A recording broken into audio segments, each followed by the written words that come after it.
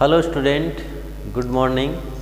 मैं गोकुल आज आपके लिए इस वीडियो में लेके आया हूँ क्लास 10th विज्ञान चैप्टर नंबर आज फर्स्ट शुरू करेंगे, जिसका नाम है भोजन और मानव स्वास्थ्य, फूड एंड ह्यूमन हेल्थ। इसका आज हम पार्ट फर्स्ट शुरू करेंगे, जिसमें हम इस चैप्टर के अंदर भोजन और उसका मानव के स्वास्थ्य पर क्या प्रभाव पड़ता है, भोजन किस प्रकार उपयोगी होता है मानव के अच्छे स्वास्थ्य के लिए, तो उसके बारे में हम इसमें चर्चा करेंगे।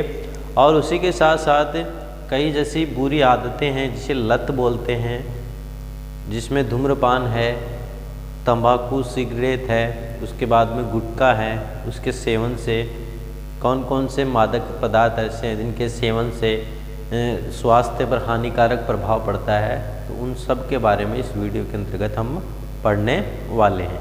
तो इसमें हमें सबसे पहले जो देखना है वो हमें ये देखना है कि भोजन जो है वो क्या होता है। ठीक है, तो हमें पता है कि जो पोषण होता है, पोषण क्या होता है, जीवन का आधार होता है, जीवन का आधार होता है। पोषण जीवन का आधार होता है। ठीक है, उसी के साथ साथ हमें यह भी देखना है कि पोषण के रूप में जीव अपने वातावरण से भिन्न पदार्थ प्राप्त करता है और ये पदार्थ पाचन क्रिया के माध्यम से जीव के शरीर का अंग बनकर शरीर की विभिन्न आवश्यकताओं की पूर्ति करते हैं। ठीक है, अब जिसमें जैसे पोषण है, ठीक है, पोषण के रूप में जो जीव है अपने वातावरण से विभिन्न प्रकार के पदार्थ प्राप्त करता है और इन पदार्थों का उपयोग करके वह अपने शरीर के निर्माण या फिर अपनी जो दैनिक क्रियाएं हैं उनको संपन्न करने के लिए जो पोषण के रूप में पदार्थ वो ग्रहण करता है, उनसे जितनी भी क्रियाएं हों उनको संपन्न करने का कार्य करता है। तो ये ध्यान रखना कि पोषण जो होता है व्यक्ति में वो क्या होता है, जीवन का आधार होता है। ठीक है, और अच्छे स्वास्थ्य के लिए संतुलित आहार की जरूरत है। तो यहाँ पे देखो एक शब्द हम पढ़ेंगे, संतुलित आहार। संतुलित आहार, जो व्यक्ति है उसमें अच्छे स्वास्थ्य के लिए किसकी आवश्यकता होती है, संतुलित आहार की आवश्यकता होती है। संतुलित आहार शरीर को मजबूत बनाता है और रोगों से लड़ने के लिए रोग प्रतिरोधक क्षमता को बढ़ाता है। तो इसका उपयोग यदि हम देखें तो शरीर को मजबूत बनाता है। कौन? संतुलित आहार, पौष्टिक भोजन जिसे, और शरीर की रोगों से लड़ने के लिए रोग प्रतिरोधक क्षमता को बढ़ाता है। जो रोग प्रतिरोधक क्षमता होती है उसको ये बढ़ाता है, और इसी के साथ साथ ये संतुलित आहार जो है वो शरीर को क्या बनाता है, मजबूत बनाता है। तो ये आपको कुछ इसमें स्थितियाँ हैं वो ध्यान में रखनी है संतुलित आहार के बारे में। और इसी के साथ साथ यदि हम बात करें तो ये दिमाग को तेज और स्वस्थ रखता है। दिमाग को तेज व स्वस्थ रखता है। ठीक है, तो ये आपको इसमें स्थितियाँ हैं वो ध्यान में रखनी है कि संतुलित आहार जिसमें सभी प्रकार के पोषक तत्व उपलब्ध हो। संतुलित आहार क्या करता है, शरीर को मजबूत बनाए रखने का कार्य करता है। इसी के साथ साथ शरीर की रोगों से लड़ने के लिए रोग प्रतिरोधक क्षमता जो है उसको बढ़ाता है, और साथ ही दिमाग को तेज व स्वस्थ रखने का कार्य किसके द्वारा किया जाता है, संतुलित आहार के द्वारा कार्य जो है वो किया जाता है। तो ये कुछ बातें आपको संतुलित आहार के बारे में पता रखनी है। ठीक है, इसी के साथ साथ स्वस्थ भोजन के अभाव में थकान और अन्य कई प्रकार के रोग हो सकते हैं। जैसे व्यक्ति संतुलित आहार नहीं करता है, ठीक है, तो संतुलित आहार के अभाव में व्यक्ति जो है वो कई तरह की परेशानियों, कई तरह की बीमारियों से ग्रसित हो जाता है। तो ये स्थिति भी आपको इसमें ध्यान में रखनी है। तो संतुलित, अब बात आती है कि यदि मान लो व्यक्ति है वो संतुलित आहार नहीं ले रहा है, ध्यान से सुनना, व्यक्ति को यदि संतुलित आहार नहीं मिल रहा है तो व्यक्ति कोई भी कार्य करता है तो उसमें वह थकान महसूस करता है और अन्य कई प्रकार की परेशानियां हैं उसको देखने को मिलती है, ठीक है। अब बात आती है कि संतुलित आहार होता क्या है। संतुलित आहार या संतुलित भोजन होता क्या है, इसको यदि हम परिभाषा के रूप में लिखें तो हम किस प्रकार से लिख सकते हैं। तो हम लिख सकते हैं कि संतुलित आहार या संतुलित भोजन वह है जिसमें शरीर के लिए आवश्यक सभी प्रकार के पोषक तत्व उपलब्ध होते हैं। ध्यान से सुनना, तो संतुलित आहार वह है जिसमें शरीर के लिए आवश्यक सभी प्रकार के पोषक तत्व उपलब्ध होते हैं, संतुलित आहार कहलाता है। अब आवश्यक सभी प्रकार के पोषक तत्व कौन से हैं, जिसमें कार्बोहाइड्रेट है, कार्बोहाइड्रेट, वसा, प्रोटीन, विटामिन, खनिज लवण, आहारी रेशे और जल। तो ये जो है वो शरीर के लिए आवश्यक पोषक तत्व होते हैं, कार्बोहाइड्रेट, वसा, प्रोटीन, विटामिन, खनिज लवण, आहारी रेशे और जल।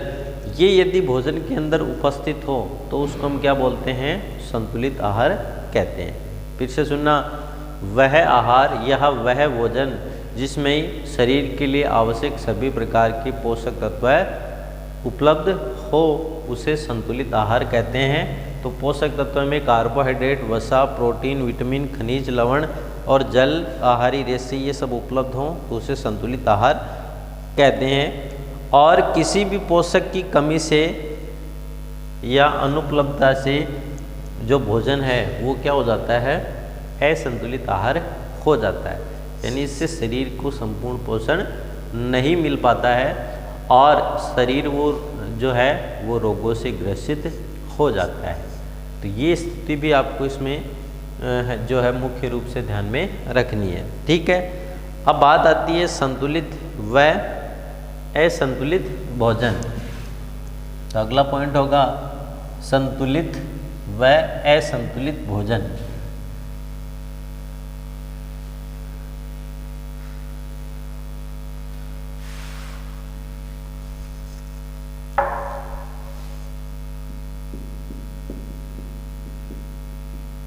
संतुलित व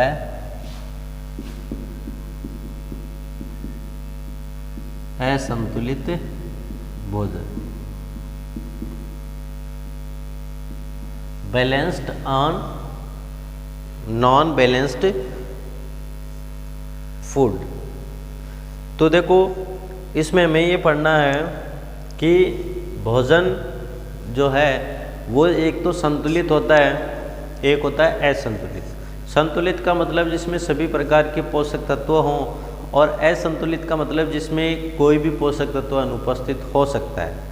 अब इसमें हम इन पोषकों के बारे में पढ़ेंगे कि वो कौन कौन से पोषक हैं जो यदि अनुपस्थित हो, भोजन असंतुलित हो जाए तो उनकी कमी से कौन कौन से रोग जो हैं वो उत्पन्न हो सकते हैं। तो उनके बारे में हम इस टॉपिक के अंतर्गत पढ़ने वाले हैं। तो ये ध्यान रखना कि संतुलित और असंतुलित भोजन जो हैं वो क्या होते हैं। तो हमें पता है कि हमारे देश में कुपोषण का एक बड़ा कारण है लोगों को सभी पोषक तत्वों से युक्त संतुलित भोजन पर्याप्त मात्रा में नहीं मिलता है। तो कारण यही है, ज़्यादातर कुपोषण का यही कारण है कि देश की एक बड़ी आबादी जो है उसको पर्याप्त मात्रा में संतुलित भोजन जो है वो नहीं मिल पाता है। तो पर्याप्त मात्रा में यदि संतुलित भोजन नहीं मिल रहा है, इसका मतलब जो बच्चा है, जो व्यक्ति है, वो क्या हो जा कुपोषित हो जाता है। ठीक है, बुरी आदतों के कारण व्यक्ति कुपोषित हो जाता है और जिसका प्रभाव उसकी शारीरिक और मानसिक दुर्बलताओं के रूप में भी प्रकट होता है। और इसी के साथ साथ देखो कारण कई हो सकते हैं कुपोषण के। पहला कारण जैसे हम बोल सकते हैं बढ़ती हुई जनसंख्या। तो बढ़ती हुई जनसंख्या के कारण व्यक्ति की जो खाद्यान्न आपूर्ति है, जिसमें जो पोषक तत्वों युक्त भोजन है उनकी उपलब्धता नहीं हो पाती है और अधिकांश आबादी कुपोषित रहती है। इसी के साथ साथ कुछ बुरी आदतें हैं जिसको लत बोलते हैं और उनके प्रभाव से भी जो बच्चा मान लो या कोई व्यक्ति है वो कुपोषित हो जाता है, जिसके कारण कई शारीरिक दुर्बलताएं भी उत्पन्न हो जाती हैं। शरीर में कई विकार उत्पन्न हो जाते हैं, कई शारीरिक दुर्बलताएं भी उत्पन्न हो जाती है। तो ये स्थिति भी आपको इसमें ध्यान में रखनी है। अब हम बात करते हैं कुपोषण की कि भाई कुपोषण होता क्या है। अब इसमें एक शब्द है कुपोषण। तो कुपोषण का मतलब होता है मेल न्यूट्रिशन। Mail nutrition. अब कुपोषण का मतलब शरीर जो है तो लंबे समय तक जब पोषण में किसी एक या अधिक पोषक तत्व की कमी हो तो उसे कुपोषण कहते हैं।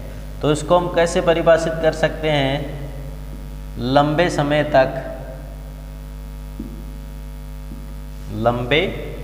समय तक जब पोषण में किसी एक या अधिक पोषक तत्व की कमी हो, जब पोषण में अधिक लंबे समय तक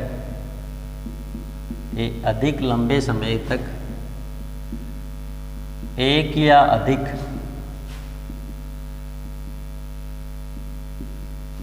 पोषक तत्वों की कमी हो, लंबे समय तक जब पोषण में यहाँ पे एक या अधिक पोषक तत्व की कमी हो तो उसे कुपोषण कहते हैं।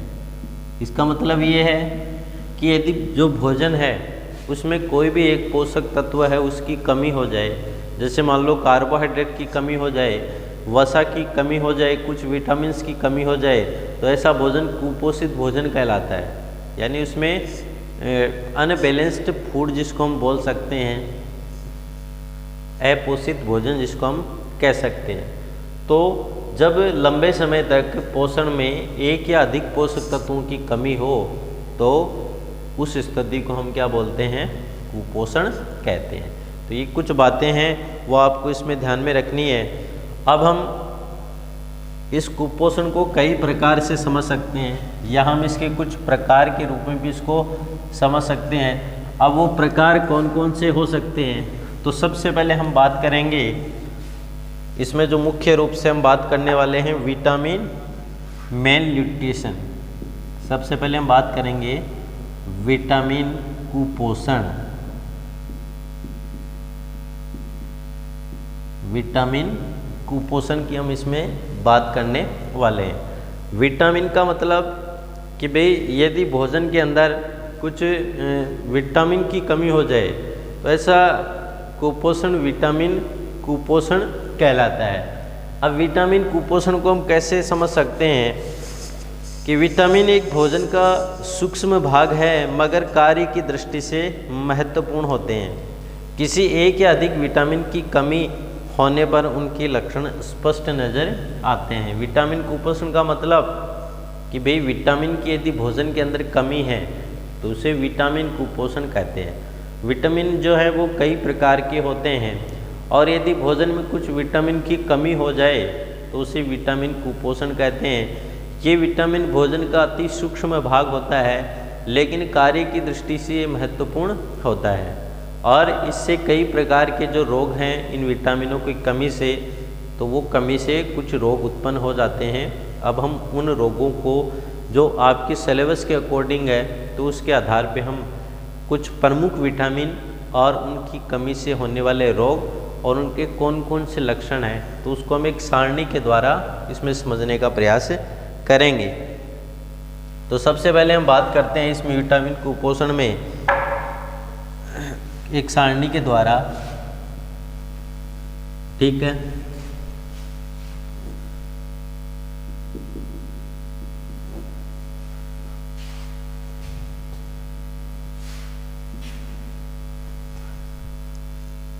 कुछ विटामिन जो हम मुख्य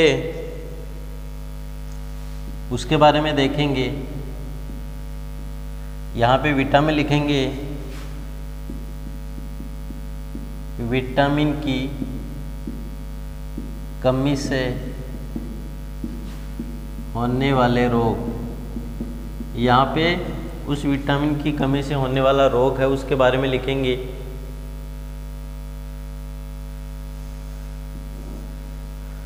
और उसके बाद में रोग के कौन कौन से लक्षण हैं उसके बारे में लिखेंगे। रोग के लक्षण। तो सबसे पहले जो हम बात करेंगे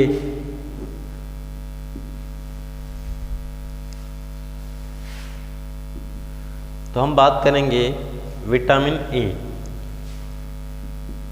विटामिन ए जिसको बोलते हैं रेटिनॉल। इसका वैज्ञानिक नाम क्या होता है? रेटिनॉल होता है। इसकी कमी से कौन सा रोग होता है? रतौंधी। कौन सा रोग होगा? रतौंधी। तो ध्यान रखना, विटामिन ए की कमी से कौन सा रोग होता है? रतौंधी रोग होता है। और इसके लक्षण क्या हैं? प्रकाश या रात में दिखाई नहीं देना। प्रकाश या रात में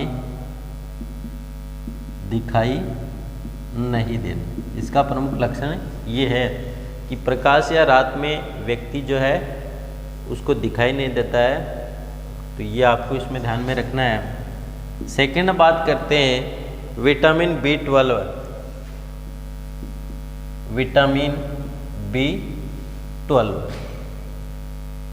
जिसे थायमीन बोलते हैं। इसका वैज्ञानिक नाम है थायमीन। और इस विटामिन की कमी से कौन सा रोग होता है? इस विटामिन की कमी से बेरी रोग होता है। रोग का नाम क्या है? बेरी। अब ये बेरी रोग है। इस रोग के कौन कौन से लक्षण होते हैं? हृदय धड़कन कम, पेशियां व तंत्रिकाएं कमजोर हो जाती है। तो सबसे पहले हृदय धड़कन कम,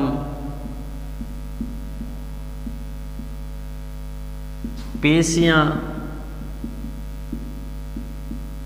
व तंत्रिकाएं कमजोर हो जाती है। पेशियां व तंत्रिकाएं क्या होती है? कमजोर होती है। हृदय धड़कन इसमें कम हो जाती है। और विटामिन B12 जिसे थायमीन कहते हैं, बेरी इससे रोग होता है। उसके बाद में आता है विटामिन B2। विटामिन B2 इसका नाम है राइबोफ्लेविन। ठीक है। और इसकी कमी से कौन कौन सा रोग होता है? राइबोफ्लेविनोसिस।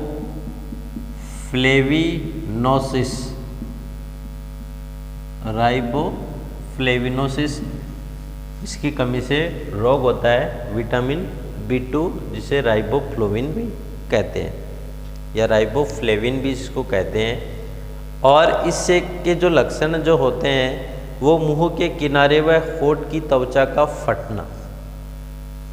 मुंह के किनारे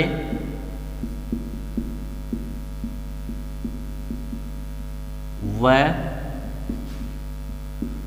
होठ की त्वचा का फटना। ठीक है। और इसी के साथ साथ इसमें जो याद करने की क्षमता होती है, स्मृति में कमी। याद करने की क्षमता जो होती है उसमें क्या हो जाती है? कमी होती है या कमी हो जाती है। चौथा विटामिन हम बात करते हैं विटामिन B3 जिसे नियासिन बोलते हैं। विटामिन B3 जिसका नाम है नियासिन। और इसकी कमी से रोग कौन सा होता है? पेलेग्रा। कौन सा रोग होगा? पेलेग्रा। B3 जिसे नियासिन बोलते हैं, इसकी कमी से पेलेग्रा रोग होता है। और इस पेलेग्रा रोग में जीभ व त्वचा पर पपड़ी जम जाती है। तो इसके जो लक्षण यदि हम बात करें तो लक्षण में जीभ व त्वचा पर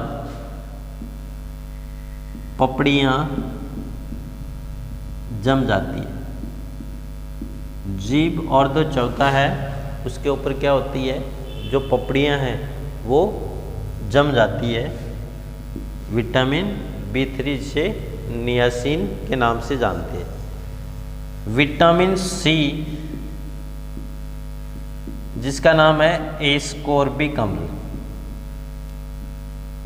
एस्कॉर्बिक अम्ल। और विटामिन C की कमी से कौन सा रोग होता है? स्कर्वी रोग होता है। ध्यान रखना, इम्पोर्टेंट है। विटामिन C की कमी से स्कर्वी रोग होता है,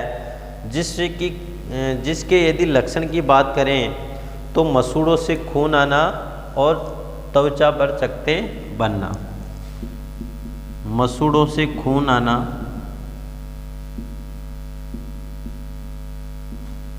व त्वचा पर चकत्ते बनना। तो मसूड़ों से खून आता है और उसी के साथ साथ जो त्वचा होती है, चमड़ी होती है, उसके ऊपर चकत्ते से बनने लगते हैं। उसके बाद में यदि हम और विटामिन देखें तो विटामिन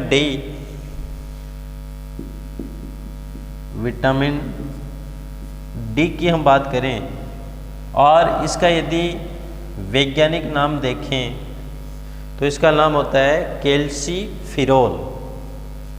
कैल्सीफिरोल। और इसकी कमी से जो रोग होता है उसका नाम होता है रिकेट्स। रिकेट्स। कौन सा रोग होगा? रिकेट्स रोग होता है। रिकेट्स रोग होता है विटामिन डी कैल्सीफिरोल की कमी से। और इसमें पैरों की हड्डियां घुटनों के पास पास आ जाना, और ये खासकर बच्चों में होता है। पैरों की हड्डियों का मुड़ना, हड्डियों का मुड़ना। तो इसमें पैरों की हड्डियां मुड़ जाती है और इसी के साथ साथ जो घुटने हैं, घुटनों का पास पास आ जाना। और इसी के साथ जो घुटने होते हैं, बच्चों में जो घुटने होते हैं वो क्या होते हैं? पास पास आ जाते हैं। तो ये आपको कुछ विटामिन कुपोषण में जो आपकी बुक के अंदर दे रखा है हम उसी की बात करते हैं, क्योंकि परीक्षा में जो क्वेश्चन आते हैं वो इसी सारणी से पूछे जाने हैं। तो सबसे पहले इसमें वैज्ञानिक नाम जो है वो इसमें ध्यान रखने हैं कि विटामिन ए का वैज्ञानिक नाम होता है रेटिनॉल। पूछा जा सकता है रोग कौन सा होता है? रतौंधी। और इसके लक्षण है प्रकाश और रात में दिखाई नहीं देता है। बात करते हैं विटामिन B12 है जिसका नाम है थायमीन। इससे बेरी रोग होता है। हृदय धड़कन कम और पेशियाँ और तंत्रिकाएँ क्या हो जाती है? कमज़ोर हो जाती है। विटामिन B2 जिसे राइबोफ्लेविन कहते हैं, जिसे राइबोफ्लेविनोसिस रोग होता है और मुंह के किनारे और होठ की त्वचा का फटना, और इसी के साथ साथ स्मृति में कमी आने लगती है। बात करते हैं विटामिन B3 जिसे नियासिन कहते हैं। इसकी कमी से पेलेग्रा रोग होता है, और पेलेग्रा जो रोग होता है इसमें जीभ व त्वचा पर पपड़ियाँ जम जाती है। बात करते हैं विटामिन C की। इसे एस्कॉर्बिक अम्ल इसका वैज्ञानिक नाम है, जिसे स्कर्वी रोग होता है। मसूड़ों से खून आना और त्वचा पर चकत्ते बनते हैं। और विटामिन डी जिसे कैल्सीफेरोल कहते हैं, और इसकी कमी से रिकेट्स रोग होता है। और इस रोग में पैरों की हड्डियों का मुड़ना मुड़ जाती है और उसी के साथ साथ जो घुटने हैं वो पास पास आ जाते हैं। ठीक है, तो इस प्रकार जो है वो आज की इस वीडियो में हमने मुख्य रूप से जो पोषण के बारे में जाना कि पोषण क्या है, उसके आधार पे हमने संतुलित भोजन है उसके बारे में जाना, उसकी परिभाषा को पढ़ा और उसके बाद में हमने कुपोषण पढ़ा, तो जिसमें हमने सबसे पहले जो विटामिन कुपोषण है उसके बारे में पढ़ा। उसके बाद में आगे जैसे कई प्रकार के प्रोटीन कुपोषण भी होते हैं। ठीक है, तो वो क्या होते हैं उसके बारे में हम अगले वीडियो के अंतर्गत पढ़ने वाले हैं।